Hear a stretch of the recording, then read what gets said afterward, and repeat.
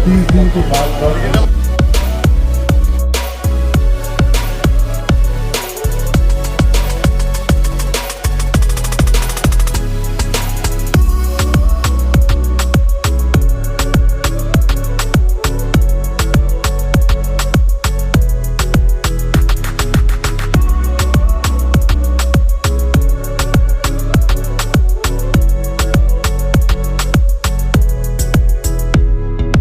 जहाँ बैठे हैं वहीं से जब से चाहिए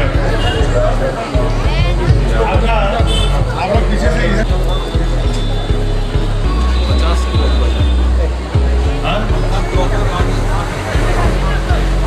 स्मृति यहाँ मंदिर तक पहुँचती है या 8 जगह में अलग अलग से आप लोग व्यवस्था वो जगह जाता है, दानापुर जाता है। हाँ, जो भी है दानापुर भी इसके क्षेत्र में ऊपर है। तो आपके पास जो 8 क्षेत्र थाना क्षेत्र से है, अच्छा, यदि हम लोग इस 8 थाना क्षेत्र में ऐसा कोई जगह हम दोनों मंदिर में ही जिसका नजदीक में जो पड़ेगा वहाँ हम लोग भी जमा कर देंगे, ये हो सकता है। हाँ, तो हम लोग इसको कर सकते हैं पटना टाउन के लिए, सिटी के लिए, ठीक है। अभी पटना का जो हम लोग का जो पूरा जिला क्षेत्र है, इसमें कितना ब्लॉक है, कुछ स्रोत है, यदि है तो हम उस ब्लॉक में एक एक जगह में हम लोग स्मृति सेंटर खोल सकते हैं। तो क्या होगा, देहात अंचल में जहाँ से वो लोग का स्मृति पहुँचाने में असुविधा हो रहा है, तो हम लोग निर्णय करके हम लोग निर्णय करके उसको व्यवस्था कर देंगे और उस क्षेत्र के जितने गुरु भाई है उनको ये खबर कर देंगे कि आप लोग यहाँ आके जमा कर सकते हैं। ये किया जा सकता है, ये संभव है, अरे ये असंभव नहीं है। तो आप लोग इसका व्यवस्था, संख्या गरिष्ठता हम लोग का प्राप्ति है, तो हम लोग उस पंचायत स्तर में भी ऐसा कोई केंद्र खोल सकते हैं या कोई परिवार को बोल सकते हैं कि आपका इस पंचायत क्षेत्र का जितना आप लोग इसका कार्यक्रम रचना कीजिए। जो लोग भाई लोग हैं, जो लोग दादा लोग हैं, जो यहाँ पटना के यहाँ भीतर में हो या जिला स्तर में हो, जो लोग काम करते हैं, सबको लेकर इसको अंजाम देना है। सिर्फ चंद कर्मी, पंजाधारी कर्मी इन लोग से नहीं, सबसे, सबको मदद चाहिए, सबका विशाल करके हम सोचना चाह रहे हैं। एक बच्चे दो हिस्सा है यहाँ। पटना चूंकि इस राज्य का राजधानी है और ये एक बड़ा शहर है, यहाँ म्यूनिसिपैलिटी कॉर्पोरेशन है, तो हम लोग शहर को ही पहले चीज भाग के थाना अंचल में भाग कर लेंगे और जिला को, संपूर्ण जिला को ब्लॉक वाइज डिवीजन कर 10 पंचायत होंगे, वो 8-10 पंचायत में भी एक खोलने का प्रयत्न कर लेंगे यदि ऐसा जरूरत होगा तो। दूसरी बात, अभी हर ब्लॉक में क्या रोज या प्राय या मासिक कोई सत्संग होता है? ऐसा कोई बात नहीं है। अच्छा, हम एक बात बोल दें, चावल दे देंगे, पानी दे देंगे, आग नहीं लगाएंगे। वो संख्या में बोलिए तो कितना आदमी है? यहाँ नहीं, पूरा पटना शहर में गुरु भाई 70,000। उसका आउटपुट क्या आया है? हम आए हैं, बहुत आनंद हुआ, हर्ष हुआ। क्या आउटपुट आया है यदि हम पूछते हैं तो आप लोग 200 दीक्षा बहुत कष्ट से संयोग कर पाए। हम जब पिछले साल दीक्षा के कार्यक्रम में घूम रहे थे तो सबको पूछा क्यों नहीं हुआ, वो भी हम आज व्याख्या कर देते हैं। हम पिछले दिन दरभंगा में और मुजफ्फरपुर में एक सवाल पूछे थे, बिहार का ऋतिक का संख्या 100 से ऊपर ही होगा शायद कुछ, और त्रिपुरा राज्य में 100 से कुछ नीचे है, लगभग 100 या 100 से नीचे ही होगा। संख्या में बिहार त्रिपुरा से थोड़ा सा बड़ा भी होगा, एक आध होगा। तो यदि संपूर्ण राज्य में दीक्षा का ऐसा कोई प्रतिस्पर्धा सृष्टि किया जाए तो क्या त्रिपुरा का दीक्षा का संख्या जो लोग वो लोग करवा पाएंगे, क्या बिहार में हो सकता है? सब कोई बोला नहीं। इस नहीं का कारण है नियमित रूप से ठाकुर का चर्चा नहीं होता है। नियमित रूप से जो चर्चा नहीं होता है तो हम यदि बिस्तर पर बैठे रहेंगे तो मेरा पैर चलने के काबिल रहेगा? चलने के काबिल नहीं। नियमित रूप से चलते हैं इसलिए पैर मेरा चलने के काबिल है। हम नियमित भोजन करते हैं इसलिए पेट मेरा साथ देता है। यदि हम अनियमित करते तो खाते तो वो पचता नहीं, उल्टी आ जाता, कष्ट होता, शरीर में अस्वस्थी होता, सस्ती नहीं मिलता। तो यही बात है मेरा सबसे बड़ी बात कि नियमित रूप से यदि ठाकुर चर्चा न हो तो कहीं भी ये काम नहीं हो सकता। और इस कारण ही हम पिछले साल नहीं आए थे, इस कारण ही नहीं आए थे क्योंकि यहाँ संख्या ले आएगा, जाजन नहीं करेगा।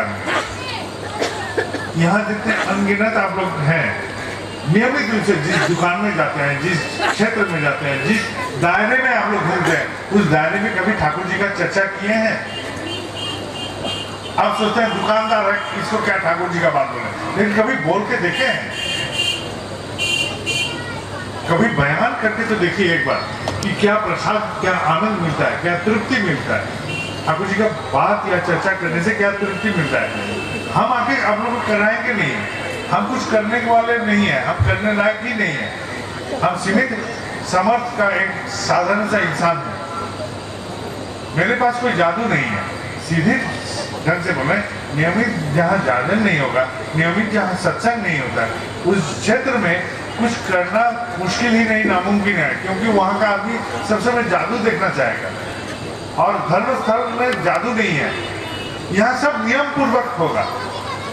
भगवान का राज्य सब नियम से चलेगा और नियम से चलता है, विधि से चलता है, इसलिए ईश्वर को विधाता भी बोला जाता है। मनुष्य रूप में, अवतार रूप में हमारे बीच में आते हैं, उनको भी हमारे जैसा कष्ट क्यों झेलना पड़ता है? रामचंद्र भगवान यदि हैं तो उनको वनवास क्यों? और रामचंद्र भगवान है तो उनका पत्नी सीता देवी को क्यों हरण करके कोई ले जाएगा? उनका भी तो असुविधा हुआ, उनका भी तो कुछ समस्या सामने में आया। कृष्ण भगवान के कथा में है, उनको कोई चोर बोला था, एक वैदुर्य मणि था, उस मणि का हरण के दोष श्री कृष्ण भगवान पर थोपा गया था। इसके कारण कृष्ण भगवान को युद्ध भी करना पड़ा था। तो हम ये बात बोलना चाह रहे हैं कि भगवान जब हमारे बीच में आते हैं, मनुष्य जैसा ही उनका ही हाल होता है। इस चक्रव्यूह में उनको भी ये झेलना पड़ता है, लेकिन वो थामते नहीं है, वो पार करके उस अवस्था को पार करके उसको हासिल करके अपने अनुकूल कर लेते हैं। सीता मैया को कोई रावण ले गया था, वो हासिल कर लिए कर्म से, तो कर्म कुछ करना पड़ेगा, बिना कर्म किए हुए कुछ नहीं मिलने वाला है। एकदम एक लड़का के बारे में हम चंद दिन बोल रहे हैं कुछ दिन से कि वो लड़का का पिता का देहांत हो गया था, पैसा जो था परिवार का वो भी खत्म हो चुका था, नौकरी भी चला गया था, बीबी और 2 बच्चे सहित वो ऐसे अवस्था, माँ बीबी बच्चे 2 बच्चे सहित वो ऐसा अवस्था में था, दाना पानी का भी संस्थान में उसका खींचातानी चला है। तो क्या करेगा? वो भयभीत होकर सीधा हमारे पास घर में पहुंचा, नीचावर ऐसा ही वो किया। 1 महीने के बाद वो खबर हमको दे रहा है माध्यम से देवघर में। जीवन से आप वाकिफ हैं, आप जानते हैं खुद का जीवन को, आप खुद का जीवन को जानते हैं, तो आपका ये जो समस्या है इसका हल आपको ढूंढना पड़ेगा। अब समस्या जब आएगा तब सिद्धांत लेना पड़ता है कि ये करें कि वो करें। यदि अभी भूकंप होता है तो हमको क्या करना पड़ेगा? ये सिद्धांत लेके हमको वही कार्यक्रम करना पड़ेगा। यदि आग लग गया तो भीषण आग से हम कैसे बचेंगे, उसके लिए हमको एक कार्यक्रम करना पड़ेगा। ये बाहर आ गया तो उस स्थिति में हमको एक शिष्य कहाँ थे, तो ठाकुर जी बांग्लादेश जो अभी है वहां विराजते थे, वो भारत का ही हिस्सा था, भारतवर्ष ही था, पबना जिला में थे।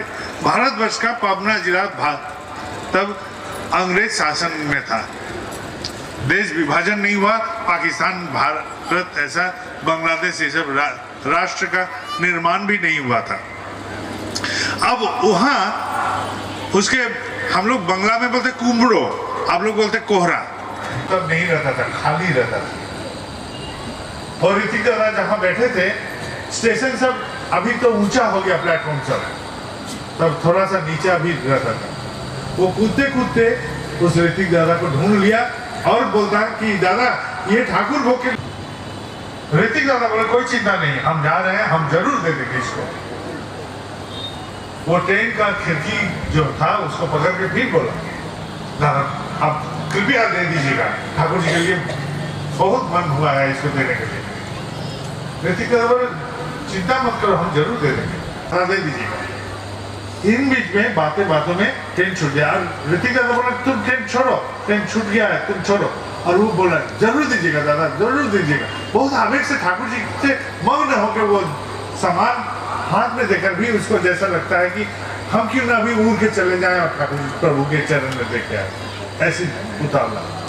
और ट्रेन जैसा चलना शुरू किया, छत से वो आदमी वो प्लेटफॉर्म और पहिए के उधर से चल गया भीतर में। ऋतिक दादा हाय हाय करके उठे कि इतना आवेग से ये ठाकुर जी को सामान देने पहुंचा था, अब मेरे सामने में ये ट्रेन के अंदर चला गया। जमाना ऐसा था, चेन खींचने से ट्रेन रुकती थी। ट्रेन का चेन ऋतिक दादा ने खींचे, ट्रेन रुक गई। और खिड़की से बाहर से वो झांके, जैसा ऐसा करके झांके तो देख रहे हैं कि वो आदमी अपना अंग को झाड़ते हुए उठ रहा है। बोले दादा कृपया दे दीजिएगा ठाकुर जी को। इतना तीव्रता से वो ठाकुर जी से मगन था कि मौत भी उसको स्पर्श नहीं कर पाया। मगन होने का यही है उपाय। मगन यदि रहते हैं हम आप पर तो आप ही हमारा काम देखिए। हमका जरूरत नहीं है, बोले आप किसी का शरण में हैं और वो आपके कंधे पर बैठे हुए हैं और वो ताक रहे हैं, वो उनको हम देख रहे हैं। ये हम भारतीय नहीं, वो ऑस्ट्रेलियन एक कोरे चमड़े वाला वो ये बात जुबान से बोला। ठाकुर जी का हमारे साथ सब समय रहना है, खाली हम जब बयान करेंगे ठाकुर जी का, बयान करते जाइए, प्रकाश करते जाइए, तब पाइएगा। छाछ को यदि मंथन नहीं कीजिएगा, मक्खन उठेगा? कभी नहीं उठेगा। तो आप भी अपना जीवन में ठाकुर जी को मंथन करके जागरूक कीजिए, नियमित रूप से जाजन का चर्चा कीजिए, नियमित रूप से कथा बोलने का कोशिश कीजिए, नियमित रूप से प्रकाश कीजिए। ऐसा करने से ही वो जागरूक होंगे, नहीं तो कभी जागरूक नहीं होंगे। कोई नहीं कर सकेगा।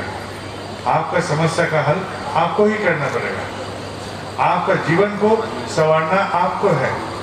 पथ बोल सकते हैं, कायदा बोल सकते हैं, लेकिन करना आपको है। यदि हम आपको दूध दे दें और बोले इस दूध को घी में तब्दील कर दो, तो क्या कीजिएगा? कोई कायदा अपनाइएगा। यदि हम बोले इस दूध को दही में बदल दो, एक कायदा अपनाइएगा। हम बोलेंगे दूध देखिए इसको छेना में तब्दील कर दो, बदल दो, तो आप छेना को बदलने के लिए उस दूध में कुछ कायदा का प्रयोग कीजिएगा। जैसा प्रयोग कीजिएगा वैसा प्राप्त होता है। तो जीवन को आप जो चाहते हैं, यदि जो चाहते हैं उस कायदे को प्रयोग कीजिएगा। कभी इसको चर्चा कीजिए। ठाकुर जी क्या बोले हैं हमारे मुंह से मत सुनिए। ठाकुर जी क्या बोल रहे हैं, ठाकुर जी का किताबें उल्टाइए, पढ़िए, जानिए, खुद जानिए, व्यक्तिगत ज्ञान अर्जन कीजिए। मेरे जुबान से नहीं, अपने मन से सोचिए। हम मनुष्य हैं, मन बोल के, दिमाग बोल के एक चीज दिया गया है। शेर से हम यदि लड़ेंगे पाएंगे? नहीं पाएंगे। लेकिन हमारे पास ये क्षमता है, शेर को हम पिंजरे में बंद कर सकते हैं। हाथी से हम लड़ने जाएंगे, पालेंगे? लेकिन मेरे पास ऐसा एक चीज है, हाथी को हम बांध के रख सकते हैं आंगन में। इसलिए ये मस्तिष्क के कारण, मन के कारण। मनुष्य क्या है? बोलता है God created man with his own image. भगवान ने मनुष्य को अपना ही प्रतिबिंबित रूप देकर पैदा किया। तो भगवान जो समर्थ है, हमसे भी वो समर्थ होगा, उससे कम वैसी नहीं। वो ऐसा ही हमको सृष्टि किया है। हम यदि चाहेंगे उसको मंथन करके जागरूक कर सकते हैं। वो भगवत गुण हम में भी पैदा किया जा सकता है। हम बोलेंगे आज आसमान में बादल आएगा तो बादल आएगा। हम बोलेंगे आसमान में आज धूप निकलेगा तो धूप निकलेगा। मेरे इच्छा से होगा, लेकिन इस इच्छा शक्ति का सृष्टि करना पड़ता है। इस कायदे को प्रयोग कीजिए। सर्वप्रथम कायदा है नियमित रूप से जागरण तो कीजिए, नियमित रूप से जागरण करना शुरू कीजिए। बाकी का साधन ऐसे ही शुरू हो जाएगा ऑटोमेटिक। ये होगा ही। आप लोग चर्चा शुरू कीजिए अपना क्षेत्र में, अपने घर में, अपने घर के बाहर में, आपके आंगन में, जिस जिस क्षेत्र में, जिस जिस दायरे में आप लोग घूमते हैं, जिस जिस दायरे में आपके साथ संपर्क है, सब दायरे में बोलिए। ऐसा करने से ही प्राप्ति होगी। तो तिरछा ज्यादा मत रखिएगा, समझे? नियमित रूप से इसका बयान बोलते जाइए। करने से क्या चर्चा होगा? आप लोग में भी ठाकुर जी का भावना पैदा होगा। आप लोग का इच्छा होगा कि हम थोड़ा ठाकुर जी का ये किताब पढ़ के देखें तो क्या बोल रहे हैं ठाकुर जी, हम वो चीज पढ़ के देखें तो ठाकुर जी क्या चाह रहे हैं, पकड़िए ठाकुर जी हमसे क्या अपेक्षा करते हैं। सारे का सारा क्षेत्रीय आप लोग विराज रहे हैं हमारे साथ अभी इस मंच में और इस सभा में, सबके लिए कुछ काम दे रहे हैं। ये बात जो हम आप लोग को चर्चा किया, जो आप समझ पाए, कुछ भी हो समझ जो पाए हैं, ये जो लोग नहीं आ पाए हैं उनसे भी चर्चा कीजिए, उन लोग को काम में भी पहुंचा दीजिए। हम यहाँ से कल निकलेंगे, यहाँ से निकलेंगे, यहाँ से जाएंगे घूमते हुए, गया आदि सब घूमते हुए चले जाएंगे बरौनी। रात को बरौनी रुकना है और बरौनी से समस्तीपुर, बेगूसराय आदि, दालसिंहसराय ये सब घूमते हुए लखीसराय होते हुए देवघर पहुंचना है। कल देवघर, परसों देवघर पहुंचेंगे। आज मेरा इस यात्रा का 5वां दिवस है। रविवार हुआ है, रविवार के कारण शहर में आना भी मेरे लिए सुविधा हुआ। आज सिवान गए थे, छपरा गए थे और मुजफ्फरपुर से शुरुआत हुई थी और आज यहाँ अंतिम क्षण में पटना पहुंचे। और 2-4 ठाकुर जी का कहानी बोले। अच्छा सुनिए, एक बार ऐसा हुआ तो वो लोग भी जाते थे और जब लौटते थे ठाकुर जी बहुत आग्रह से हर बात, हर कथा सुनते, कहाँ क्या हुआ, कहाँ कैसे हुआ, हर बात को सुनते थे। वो लोग भी बहुत आकुलता से ठाकुर जी के पास हर बात बयान करने के लिए उतावला भी रहते थे, जब कब ठाकुर जी सुनना चाहेंगे और हम लोग बोलेंगे। तो एक बार क्या हुआ, ठाकुर वो लोग ऐसा जा रहे थे तो एक लड़का को दिखा के ठाकुर जी बोले इस लड़का को साथ में ले जाओ। साथ में एक लड़का, युवक लड़का था, उसको भी साथ में ले गए। वो तो पूरा दल निकल गया। सब निकल के जब पहुंचा वहां जाजन कार्य में बहुत गया, घूम घाम के लौटा। जब ठाकुर जी बहुत आग्रह से वो लोग का कथा सुना। कुछ दिन के बाद वही दल फिर और एक जगह ठाकुर जी के वहां से निकल के यात्रा किया जाजन कार्य। ठाकुर जी अचानक देखे वो जो लड़का को ठाकुर जी दिए थे, उस दल में शामिल किए थे, वो लड़का को देख रहे हैं आश्रम में घूम रहा। ठाकुर जी पूछे इस बार इस लड़का को नहीं ले गया? पर नहीं ले गया। और क्यों नहीं ले गए वो लोग? तो कोई आगे चुपचाप से बोला कि ठाकुर जी ये लड़का जो है थोड़ा सा चोट टाइप का है।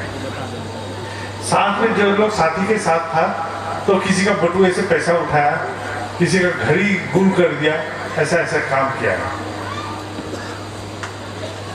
तो ठाकुर जी और कुछ नहीं बोले। उस लड़का का ये जो गलतियां हैं ये सब सुने लेकिन कुछ नहीं बोले। कुछ दिन बाद जो दल गया था जाजन कार्य में, इस लड़का को छोड़ के वो लोग लौट के आए। आश्रम में जैसा लौट के आया ठाकुर जी गंभीर है, कोई बात ऐसा पूछ नहीं रहे, कहाँ गया था, क्या हुआ था, क्या खाया था, किसने क्या बोला, कुछ नहीं पूछ रहे। वो लोग मन में बहुत बेचैन और उतावला हो रहा है, ठाकुर जी इस बार क्यों नहीं पूछ रहे। वो लोग मन में बहुत सोच रहा है क्यों नहीं पूछ रहे। कुछ दिन गुजरने के बाद अचानक ठाकुर जी एक दिन पूछे तो लोग कहाँ गया था। तो इतना दिन से वो लोग मन में उतावला था, हर बार करके बोलना सुन के यहाँ गए थे, वहां गए थे, ऐसा हुआ था, वैसा हुआ था। ठाकुर जी सब सुनते सुनते बोले कि लोग क्या बोल रहे हैं। लोग बोल रहे हैं जगत का बहुत परिवर्तन हो रहा है, जगत का बहुत कल्याण साधन हो रहा है, जगत का सब मंगल हो रहा है।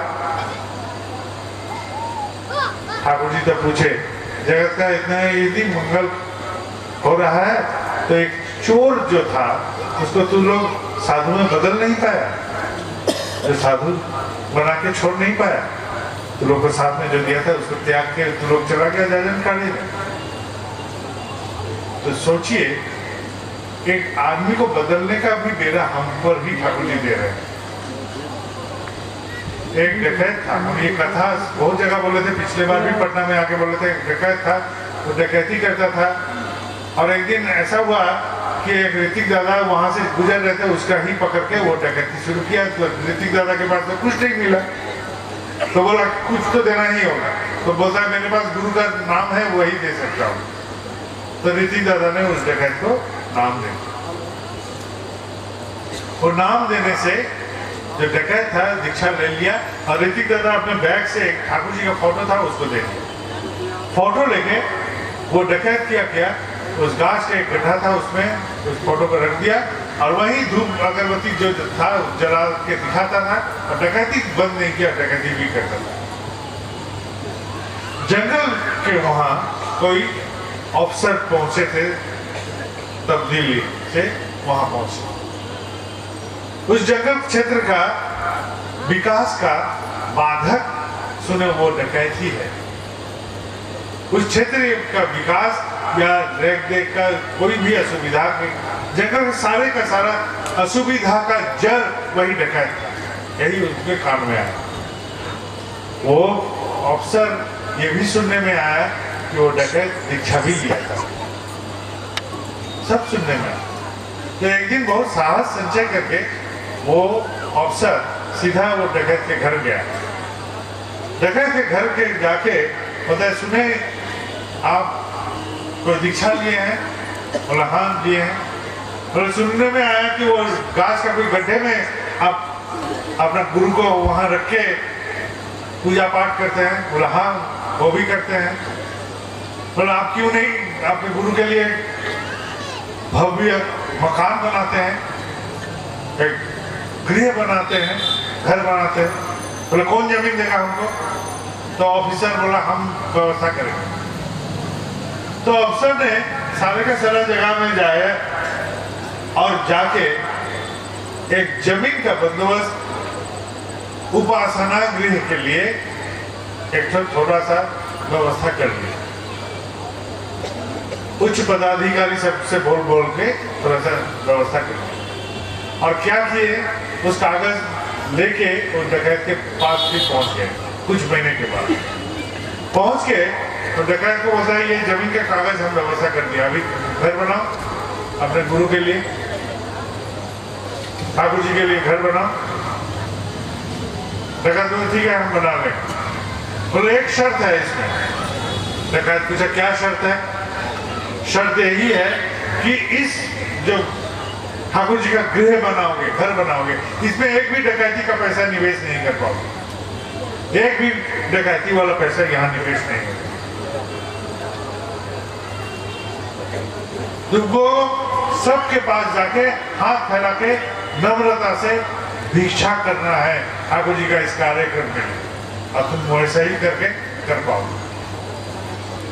तो डकैत ने वैसा ही किया, सबके पास जाता था विनम्रता से, हम एक ठाकुर घर बनाएंगे, थोड़ा सा मदद कीजिए। और वो भयंकर डकैत को देख के सब कोई सोचा कि अरे ये तो आदमी आया है कम से कम एक पैसा का मांग से, तो वो क्या किए कुछ न कुछ मदद करते गए। और डकैती भूल के आज इधर जाता था, कल उधर जाता था, परसों उधर जाता था, घर घर घर घर में घूमता था और भिक्षा करके उसमें निवेश करता था। आहिस्ता आहिस्ता कुछ समय गुजरने से वो घर भी बन गया। घर बन गया, ठाकुर जी का आसन प्रतिष्ठा हुआ, नियमित प्रार्थना भी शुरू हो गया। और डकैत जो था वो अपने सोच के बाहर वो खुद ही अच्छा इंसान में तब्दील हो गया। कि ठाकुर जी का काम में सहयोग करते करते, ठाकुर जी का काम में संयुक्त होते होते वो खुद ही बदल गया। वो डकैती नहीं करता था, अब ठाकुर जी का बात बोलता था, जाजन करता था, आदमी को उद्बुद्ध करता था, उस क्षेत्र में ठाकुर जी का बात फैलाता था।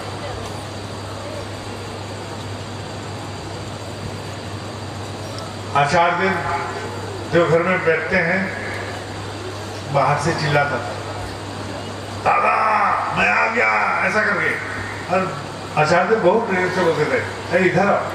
और वो बोलते थे दादा अगले जन्म में जरूर वहां बैठूंगा, इस जन्म में बहुत पाप किया हूं, बाहर ही रहते हैं, ऐसा बोलते थे। 80 साल उम्र में उनका देहांत हो गया। लेकिन एक डकैत से वो एक देवता मानव में रूपांतरित हो चुका था। ठाकुर जी को पकड़ के यदि कोई निछावर करता है, ऐसा ही बदल आ जाता है, बदलाव ऐसा ही आता है, इंसान ऐसा ही जिंदगी पास है। एक मरीज कलकत्ता में पड़ा हुआ था एक मेडिकल कॉलेज में, शुद्ध शाकाहारी भोजन करता है, कुछ नहीं खान पान का इधर उधर है। पैर में बहुत बड़ा घाव हुआ था, डॉक्टर बोला इसको काटना पड़ेगा, पूरा पैर को ही काटना पड़ेगा, गैंग्रीन हो गया है। वो तो भर्ती हो गया लेकिन खाना बंद कर दिया। डॉक्टर बोला खाना नहीं खाओगे तो मर जाओगे। बोला हम ये आपका हॉस्पिटल वाला खाना नहीं खाएंगे, मैं शुद्ध शाकाहारी भोजन करता हूँ। डॉक्टर बोला तुम अपना पूछो, लेकिन नहीं खाओगे तो तुम मर जाओगे और तुम्हारा पैर भी काटना पड़ेगा। बोला वो सब तो देखा जाएगा। तो करा रहा बिना खाए पिए, एक दिन गया, 2 दिन गया, तीसरा दिन वो जिस बेड में था 3-4 बेड बगल में एक मारवाड़ी दादा वहाँ मरीज पड़ा हुआ था। मारवाड़ी समाज में ऐसे ही शाकाहारी भोजन ही ज्यादा चलता है। और वो मारवाड़ी जो मरीज पड़े हुए थे वो अपने घर वाले से बोले ये आदमी 3-4 रोज से नहीं खा रहा है और हम यहाँ बैठ के खा रहे हैं, हमको अच्छा नहीं लग रहा है, तुम लोग नया बर्तन लाओ और शुद्ध शाकाहारी भोजन उनके लिए अलग से बना के लाओ। उनके निर्देश से उसके घर से उस मारवाड़ी जो मरीज थे उनके घर से अलग से खाना आ गया। और आके ये जो बीमार गुरु भाई पड़ा हुआ था, पैर काटने लायक था, तो उसको बोले कि ये खाना आप खाइए, ये शुद्ध शाकाहारी हम नया बर्तन से घर वाले से बनवाए हैं, बच्चे सब ले आए हैं, आप खाइए, निश्चिंत से खाइए। रिक्वेस्ट कर उसका तो भोजन कर दो। भोजन तो ठाकुर जी के माध्यम से किसी भी तरह एक दया से उनको प्राप्त हो गया। भोजन कर रहा और डॉक्टर लोग रोज आते हैं, उसको ड्रेसिंग करते, मरीज को इलाज कराते, करते 28-30 दिन के बाद उसका पैर का सूजन सूखने शुरू किया, पैर ठीक होने लगा। और वो बहुत आनंद से ठाकुर जी का नाम करता था, ठाकुर जी का बात बयान करता था, छाती फुला के वहाँ पैर में पूरा सूजन, और वैसा ही ठाकुर जी का बात बोलते जाता। ऐसा करते करते उसका पैर ठीक हो गया, चल फिरने लायक हो गया। फिर डॉक्टर ने बोला तुम्हारा ठाकुर जी का जय जयकार, तुमका पैर काटने वाला था, तुम देखो ठीक हो गया, अभी निकल रहे हो। तो वो चला गया। घर जब पहुंचा तो भाई लोग तो दंग हो गया कि ये फिर तो इसमें वो अंश मांगेगा, हिस्सा मांगेगा। तो भाई वो आदमी इतना ठाकुर जी से बुलंदी से प्रेम करता था, पर ठीक है हम इसी ऊंचा जमीन को ही ले लेंगे। वो ऊंचा जमीन में पहुंचा और उसी दिन से उस ऊंचा जमीन के नाम से भी वो ठाकुर जी के पास प्रणामी रखना शुरू कर दिया। नियमित रूप से अर्घ रखना शुरू कर दिया उस जमीन के नाम से, और फसल फैलाना शुरू कर दिया। फसल फैलाया उस क्षेत्र का, उसका भाई लोग का और उस क्षेत्र का जितना आदमी का फसल था, सबसे बेहतरीन फसल उसके जमीन में हुआ। जो ऊंचा जमीन था जहाँ फसल अच्छा नहीं फलेगा, ऐसा सोच के जो दिया था उसी में सबसे बेहतरीन फसल हुआ। यही है ठाकुर जी का, जो निछावर किया तब ऐसा हुआ। और एक घटना बोलकर हम समाप्त करेंगे। एक बुरी माई, उसे कोई नहीं था, अकेले विधवा। आप लोग मेघालय राज्य का नाम सुने हैं, शिलोंग है राजधानी। वहाँ 3 पहाड़ है, खासिया पहाड़, जयंतिया पहाड़ और गारो पहाड़। गारो पहाड़ जहाँ है वहाँ पूरा मंदिर है ठाकुर जी का, बहुत अच्छा मंदिर, बहुत सुंदर मंदिर। बौद्धा भी वहाँ गए, आचार्य देव खुद उसका नक्शा बोल दिए थे कि ऐसा करके बनाना है, वैसा करके ही मंदिर बना है। एक पहाड़ के ढाल में पूरा विशाल मंदिर ठाकुर जी का। उस मंदिर में, उस क्षेत्र, मंदिर में नहीं, उस क्षेत्र में उस विधवा माँ रहती थी। तो यूं हुआ उस क्षेत्र में सारे का सारा फसल में कीड़ा लग गया। छोटे छोटे कीड़े से फसल नष्ट होने शुरू हुई।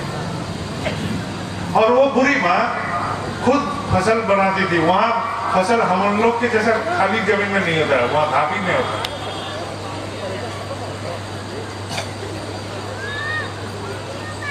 समर्थ थी वो बुरी शारीरिक रूप से, और फसल उगाती थी। तो ठाकुर जी का फोटो के सिवा उसके पास तो और कुछ नहीं, चारा था। फसल में तो सब कीड़ा लग गया। चारों ओर हाहाकार लग गया उस गांव में। और वो बुरी क्या की, कुछ न करके अपना ठाकुर जी का फोटो अपने शरीर से सटा के रोना शुरू। बोले ठाकुर, मैं एक लाचार आदमी, मैं लाचार इंसान, मैं कहाँ जाऊं? मेरा फसल यदि नष्ट होगा तो साल भर में क्या खाऊं? मेरा कोई समझ में नहीं आ रहा ठाकुर, मैं क्या करूं? एकदम अंतर का बात से, और जैसे ठाकुर जी को, जैसे बेटी बाप को बोलता है वैसा करके वो हृदय से बोल रहा है। अचानक एक बात, रात में किसी ने उसका दरवाजा पर आवाज दिया। जैसे आवाज हुई दरवाजा खुला, खुल के देखता है एक दीर्घ आदमी खड़े हैं, लंबा सा, खाली बदन, कपड़े पहने हुए। उसको एहसास हुआ कि ये जैसे ठाकुर जी मानो खा रहा है। वो लंबा चेहरा शख्स हो रहा है, तेरा फसल का खेत कहाँ है? उधर बाबा आगे है। वो लालटेन लेके उस लंबे चेहरे के पीछे दौड़ते दौड़ते आगे बढ़ते हुए, और वो लंबा चेहरा शख्स पूछ रहा है, कहाँ है तेरा फसल? बोला और थोड़ा सा आगे, और थोड़ा सा आगे। करते करते आपके खेती के पास नहीं गया। खेती के पास जब पहुंचा, वो लंबा शख्स बोल रहा है, तू अपना घर जा और किसी को कुछ मत बोलना। ऐसा सिर्फ जुबान से निकला। वो बुढ़िया अचानक देखता है सामने कोई कुछ नहीं है, चारों ओर बाकी सन्नाटा अंधेरा। भयभीत हो गया कि ये लंबा से भूत प्रेत कोई तो नहीं। भय से वो चिल्लाया और ऊपर जमीन पर पड़ा बेहोश जैसा। उसका चिल्लाना सुन के उस गांव में जो लोग पहरा दे रहे थे वो लोग दौड़ के आए। देखता है बुढ़िया पड़ा हुआ है, लालटेन साइड में पड़ा हुआ है। अरे बुढ़ी, तुम यहाँ क्या कर रहे हो? बोले क्या जा रहे, मैं कैसे आ गया? वो जो सच बोला था कुछ मत बोल, चुप रह गए। क्या हुआ था वो बयान नहीं। वो लोग उसको घर पे पहुंचा दिया, बुढ़िया चला गया घर। 2-3 रोज बाद वो अपने जमीन का खेती देखने पहुंची। जैसा पहुंची देखती है सारे फसल का एक भी कीड़ा नहीं है, सारा फसल लहरा रहा है हवा से, और बाकी का चारों ओर का जो खेत है सारे का सारा कीड़े से ध्वस्त हो रहा है। केवल उसका ही खेती का जो फसल वो कीड़ा मुक्त हो गई। यही है ठाकुर जी का लहर।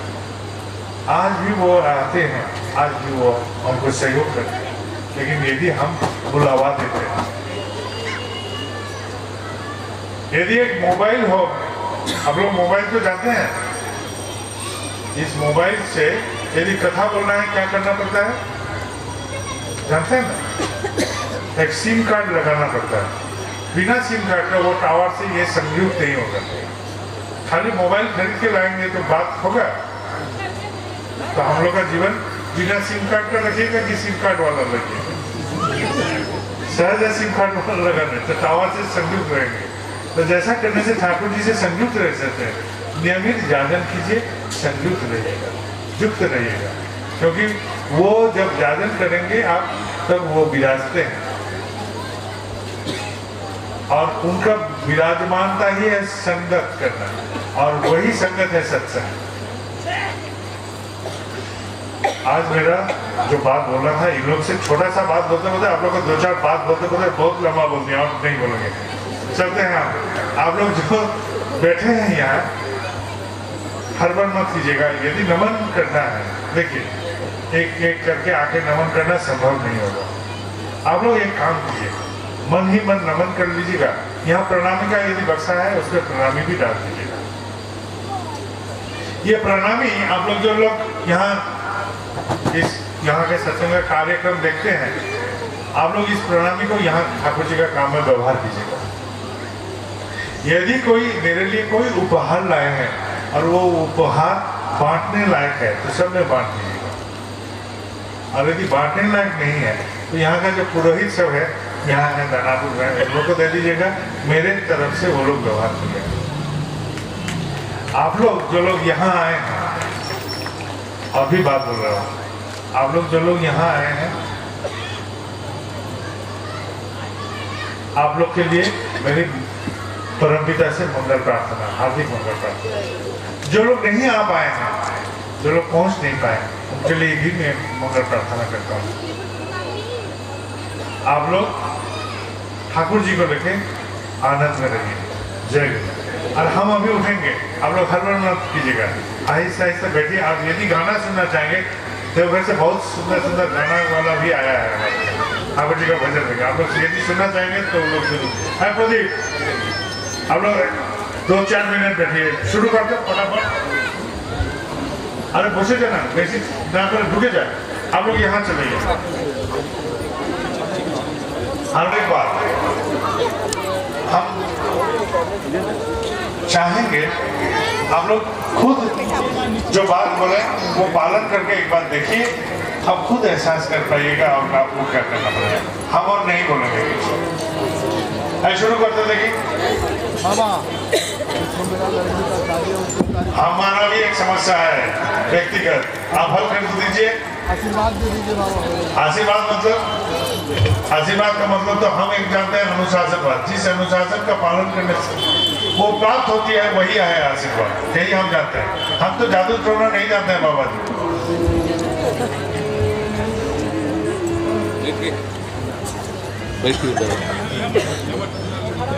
चल शुरू कर।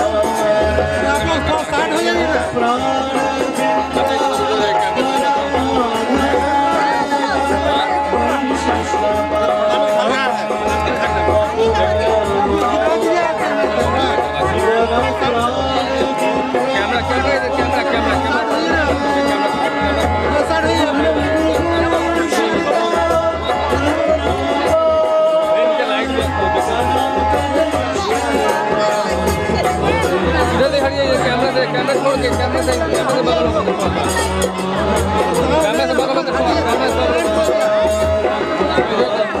इधर जाइए मत कैमरा से थोड़ा इधर कैमरा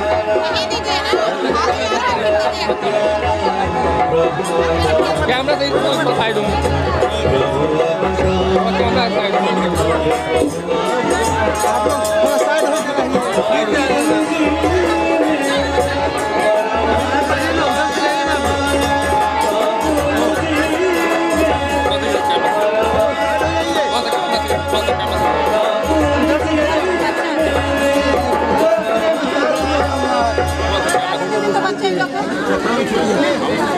करंट लग गया बस हो जाएगा। आप लोग साइड होइए ना। तो कैमरा से वीडियो अरे भाई प्रणामी यहाँ पर नहीं हो रहा। आप लोग काट लिए तो दूसरे आदमी को बैठ जाइए आप लोग बैठ जाइए। सोच समझ कर चलो रे बलराम, ये संसार अंजाना है, ये संसार अंजाना है। आप लोग बैठ जाइए अंदर जाइए। चलो रे बंदा, ये संसार अंजाना है, ये संसार अंजाना है। रात कठिन है तेरी मेरी, रात कठिन है तेरी मेरी, पलक गिरे बह जाना है, ये संसार अंजाना है।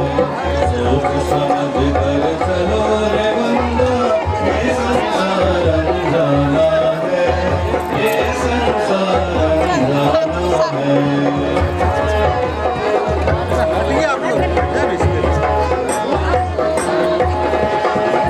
चल चल के साथ न करना, रीत जगत का संग न धरना। मन चल चल के साथ न पढ़ना, रीत जगत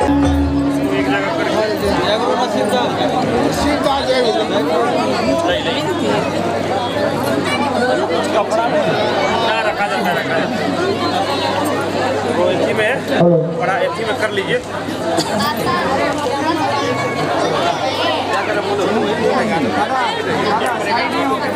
सभी लोग प्रणाम करते हैं, प्रणाम के सामने रखिएगा। अभी अभी सभी लोग दीक्षा लिए हैं।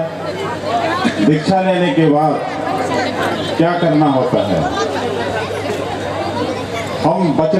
हम लोग बचने बढ़ने के लिए जो नियम को ग्रहण किए हैं वह नियम है सब दीक्षा। अपने बचो बचाओ सबको धर्म समझना केवल उसको। ठाकुर जी कहते हैं, परम दयाल से ठाकुर जी कहते हैं, बिना गुरु की पूजा किए हुए होती है क्या किसी भगवान की पूजा? बिना गुरु की पूजा किए हुए होती है क्या भगवान की पूजा? सब देवों का सिद्धि आसन गुरु ही होते हैं उनकी ध्वजा। इसीलिए गुरु ही ब्रह्मा है।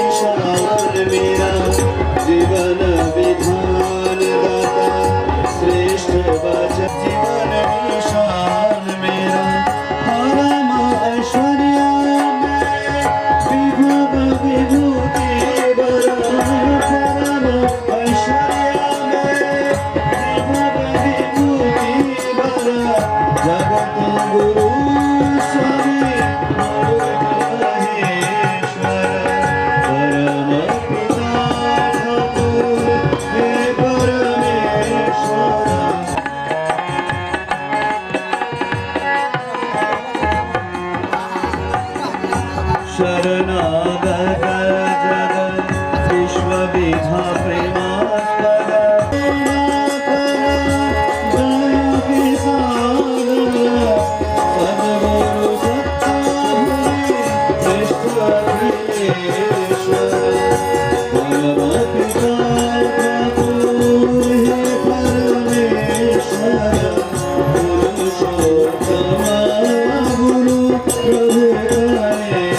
सद्गुरु लोकपाली पुराण प्रभु तेरा शासन जीवन का सत्ता लोकपाली पुराण पुरुष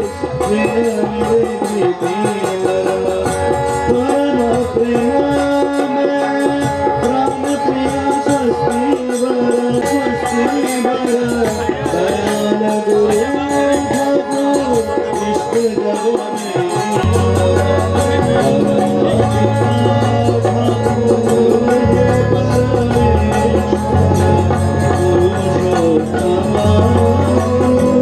के बारे में हम आपके नाम लेकर के बता दिए।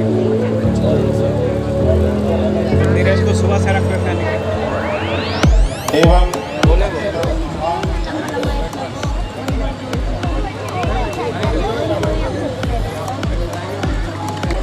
परम दयाल परिपूर्ण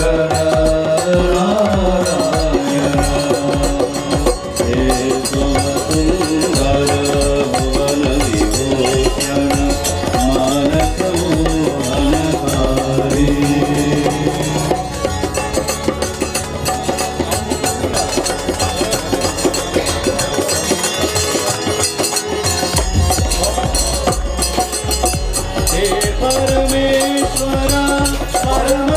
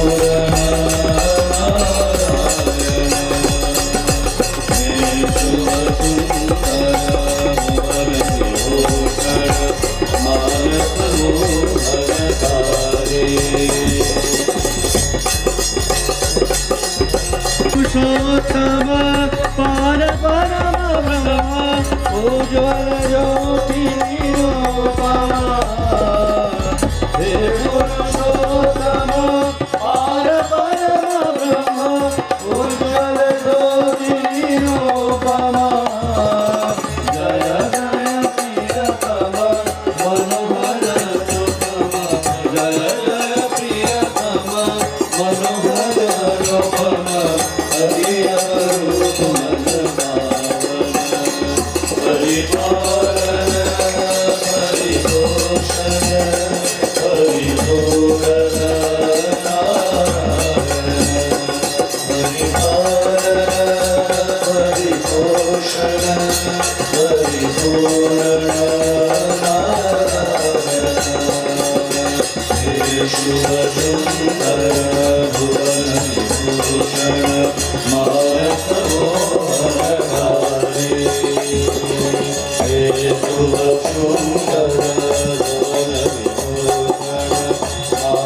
Namo